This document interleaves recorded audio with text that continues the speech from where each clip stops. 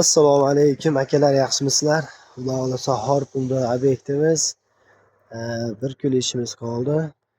Ushbu obyektimizni chizmasiga chizdirmadikda o'zimiz idea qilib egalariga go'zal holatda chiqarib beryapmiz. Bugun payshanba bo'ladigan bo'lsa, ertaga jumagacha yakunlab yuborsak kerak. Shu ikkita ustunimiz qoldi, xudo xolasa. Ushbu joyimiz Xortum mahallasida, ya'ni Xortum Baliq mahallasida joylashgan burchakda.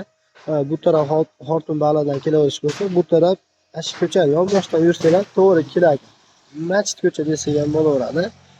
Ko'rib, ishlarimizga o'zingizlar baho berib, xudo xolasa yoqsa aloqaga chiqaverasizlar. Ushbu joyimizni yana bir qator qaytarib o'taman. 1 kvadrati $22 mokryo hamda oqlarini olingan. Mebel ranglari esa $24 material ichida olingan. Kimda shunaqa ishlar bo'ladigan bo'lsa, aloqaga chiqaverasizlar.